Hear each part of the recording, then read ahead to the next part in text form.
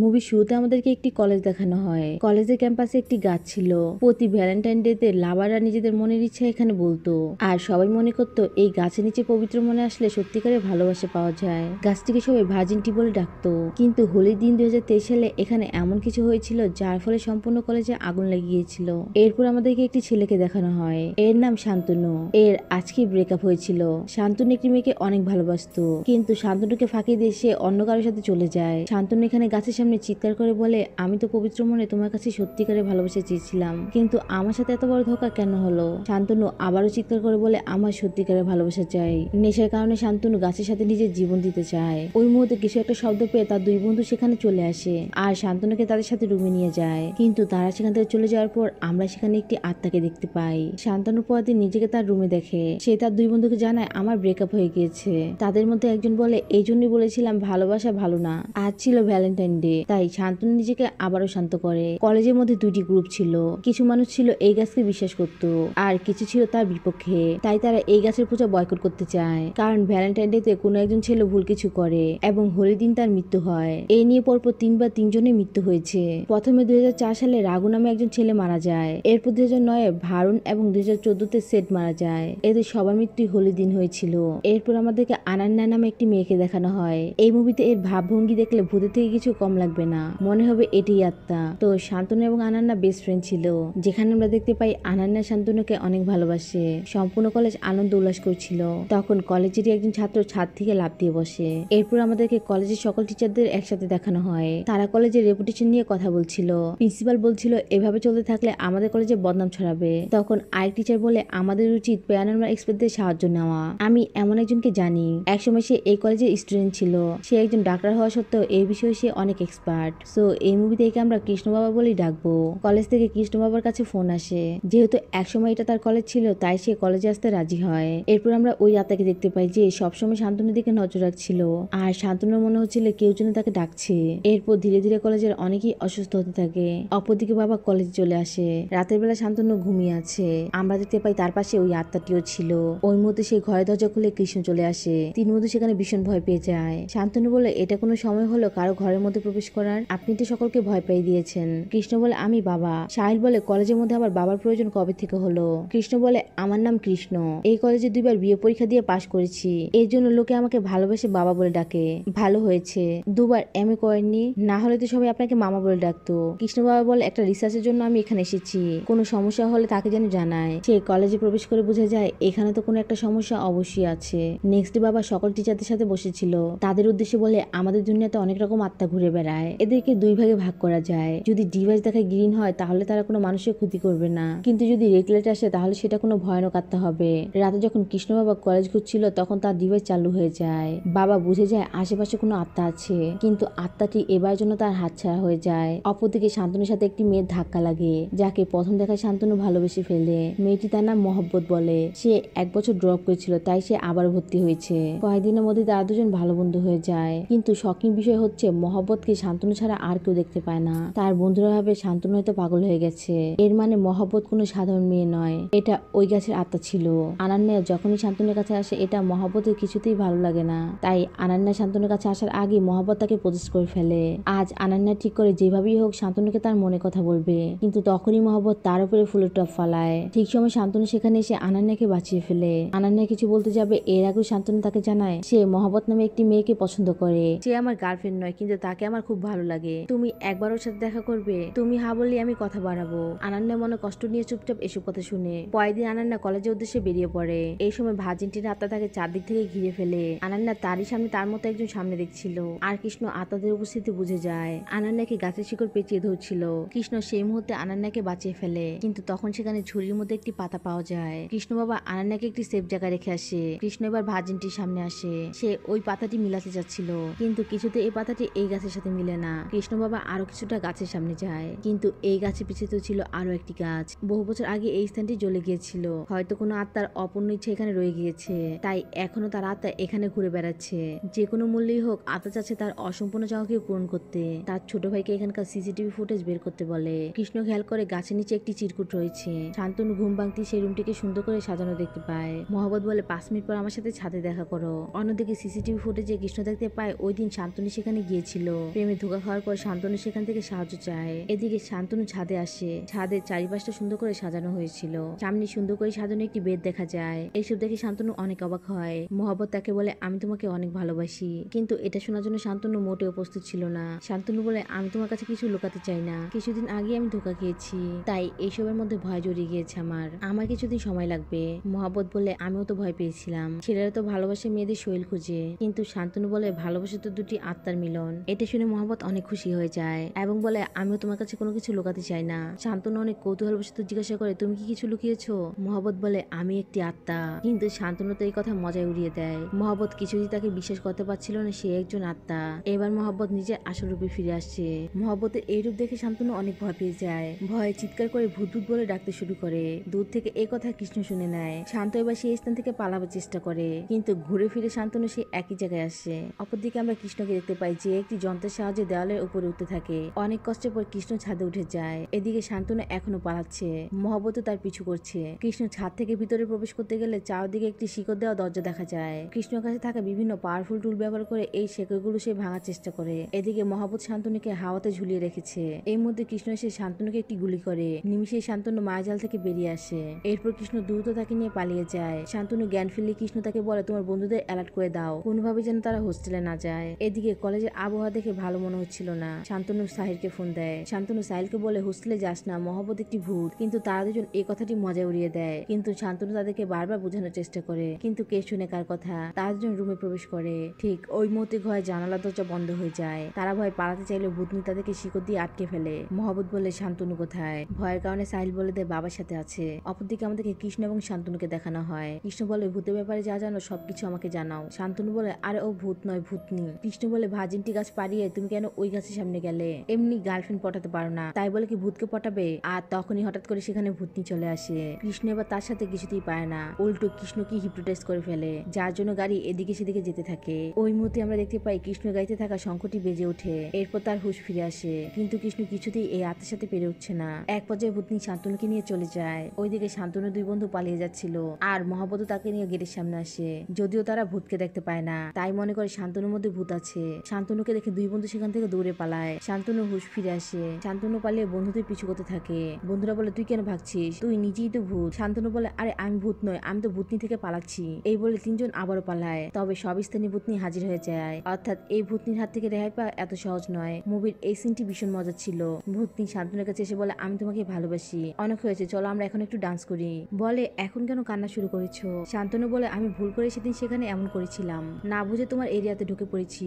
মহব্বত রেগে বলে ভাজিনটি আজ পর্যন্ত কোনো মানুষের সাহায্য করেনি। নাসির বলে জি জি ভূত ভাবি, আপনি আমাদেরকে ছেড়ে দিন, দরকার হলে আমরা ওই গাছ কেটে ফেলবো। ওই সময় সাহিল বলে কেন কাটবো? আপনি আমার বন্ধুকে বাঁচিয়েছেন, কিন্তু এখন তার জীবনে অধিকার ফলাতে চাচ্ছেন। ভালো হত্যার কোনো লক্ষণ নেই আপনার মাঝে। এসব কথা বললে মহব্বত রেগে দুই বন্ধুকে আকাশে উড়িয়ে দেয়। দুই বন্ধু এবার ভয়ে চিৎকার করে বলে আমরা আপনাকে ভাবি বলে মেনে নিয়েছি, দয়া করে আমাদেরকে মাফ করে দিন। মহব্বত বলে 5 মিনিট একটু নরম হয়ে কথা বলেছি, তাই কি তোরা ভুলে গিয়েছিস আমি কে? তোদের এত সাহস, তোরা আমার ভালোবাসা নিয়ে চিনিমিনি খেলছিস? শেষবারের মতো বলে দিচ্ছি, এখান থেকে কেউ পালাবার চেষ্টা করবি না। তোরা দুজন মিলে শান্তনুকে বুঝাবি। আচ্ছা কালকে আবার দেখা হবে। শান্তনু ঘাবড়ে গিয়ে বলে কালকে ভাইবা এক্সাম আছে। 5 থেকে সাহিল বলে তাহলে কালকে 3টার সময় দেখা করুন। মহব্বত বলে 3টার সময় না, রাত 8টায়। এই বলে সে চলে যায়। নাসির ভয় চিৎকার করে বলতে থাকে কবুল হে। শান্তনু বলে তোর বাবা মার বিয়ে হচ্ছে নাকি? এদিকে কৃষ্ণ বাবা ওই কলেজে মৃত্যু হওয়া সকল ছেলেদের ঘটনার ডিটেলস ধীরে ধীরে শুনতে থাকে। সকলেরই এক কথা, 14 ফেব্রুয়ারি আশেপাশে ছেলেদের এক মেয়ের সাথে সাক্ষাৎ হয়, তবে অন্য কেউ তাকে দেখতে পায় না। এইভাবেই হুট করে ছাত্রগুলো একদিন মারা যায়।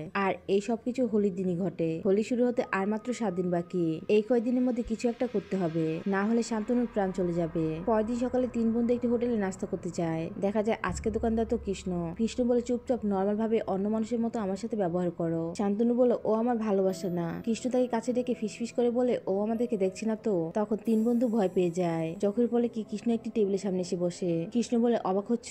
আরে ও যদি যে কোনো জায়গায় যেতে পারে তাহলে আমি কেন পারবো না? আচ্ছা ও কোথায় এখন? শান্তনু বলে কালকে কথার মাধ্যমে বুঝতে পেরেছিলাম 3টা থেকে 8টার মধ্যে ও বাইরে বের হবে না। কৃষ্ণ বলে তাহলে আমাদের এটাই সুযোগ। কৃষ্ণ বলে তাহলে আমাদেরকে খুঁজে বের করতে হবে এই 3টা থেকে 8টা পর্যন্ত সে কোথায় থাকে। সাহেল বলে হয়তো জিমে যায়, ওর বডি তো মাস্ট আইটেম। কৃষ্ণ বাবা বলে মজা বন্ধ করো, তোমাদের উপরে কত বড় বিপদ সেটা কি তোমরা বুঝতে পারছো? শান্তনু যাই হোক না কেন ওই আত্মাকে রাগ করতে দিবে না, ওকে তোমার শান্ত রাখতে হবে, তাহলে ওকে ধরতে আমাদের জন্য অনেক সহজ হবে। এই সময় আনান্না ফোন দেয়। কৃষ্ণ বলে মহাবতীর সামনে আনান্নার নাম ভুলেও নিবে না, কারণ তোমাদের মাঝে অন্য কেউ আসবে সেটা মহব্বত কিছুতেই সহ্য করতে পারে না। দেখলে না কালকে আমি এসেছিলাম আমার কি অবস্থা করেছে। আমাদের হাতে মাত্র 7 দিন আছে। কিছুদিন আগে মহব্বত আনান্নার উপর হামলা করেছিল, তাই আনান্না থেকে একটু দূরে থাকো। এবার শান্তনু আনান্নার কাছে যায়। আনান্না শান্তনুকে দেখে জড়িয়ে ধরে কান্না শুরু করে। শান্তনু বলে আমরা আর কখনো দেখা করব না। এরপর শান্তনু সেখান থেকে সরি বলে চলে যায়। কলেজের মধ্যে সকলকে হুঁশিয়ারি জারি করে দেওয়া হয়, কারণ আগামী কয়েকদিন কলেজে খুব সাবধান থাকতে হবে। রাতের বেলা শান্তনুর কাছে মহব্বত চলে আসে।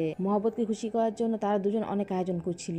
দেবর ভাবির উদ্দেশ্যে গান গায়। গান শুনে ভাবি তো পুরোই খুশি। ভাবি গৃহপ্রবেশের জন্য ছোট্ট একটি কলসি এমন ভাবে লাথি দেয় যা উপরে উড়ে যায়। আর এদের কর্মকাণ্ডে খুশি হয়ে মহব্বত প্রথমবার তাদের সামনে আসে। এবার ভূতনি ভাবিকে দেখে তারা ক্রাশ খেয়ে যায়। মহব্বত বলে আমি দুঃখিত, কালকে রাতে একটু বেশি রাগ করেছিলাম। মহব্বত শান্তনুকে বলে চলো কিছুটা সময় আমরা একসাথে থাকি। এই বলে মহব্বত শান্তনুকে নিয়ে উড়াল দিয়ে চলে যায়। শান্তনুর বন্ধুরা বলে বাবা তো বলেছিল কিছুদিন পর শান্তনুর সাথে খারাপ কিছু হবে। ভূতনি তো শান্তনুকে আজকে নিয়ে গেল। দুই বন্ধু দৌড়ে এসে এই খবর বাবাকে জানায়। সাহিল বলে কিছু করো কৃষ্ণ বাবা, কিন্তু সাবধানে, ঠিক আছে? ও কিন্তু সব কথা শুনে। কৃষ্ণ বাবা বলে ভালো তো, আজকাল মেয়েরা আবার কারো কথা শুনে নাকি। দেখা যায় মহব্বত শান্তনুকে আকাশের উপর নিয়ে গেছে, সেখানে তারা মেঘের উপর প্রেম করছে। হুট করে গ্রুপে মেসেজ আসে, শান্তনু চেক করে। পাশ থেকে ভূতনি জিজ্ঞাসা করে এটা কি। শান্তনু বলে এটা স্টাডি গ্রুপ। অর্থাৎ ভূতনি এই মোবাইল সম্পর্কে খুব একটা বেশি কিছু জানে না। কৃষ্ণ বাবা বলে তুমি ভূতনির পরিচয় জিজ্ঞাসা করো। শান্তনু এবার জিজ্ঞাসা করে তোমার আগের জীবনের কথা কিছু মনে আছে? মহব্বত বলে আমার কিছুই মনে নেই, শুধু জানি আমি তোমার জন্য এসেছি। শান্তনু বলে আচ্ছা তাহলে এই ভার্জিনটির কাহিনী কি?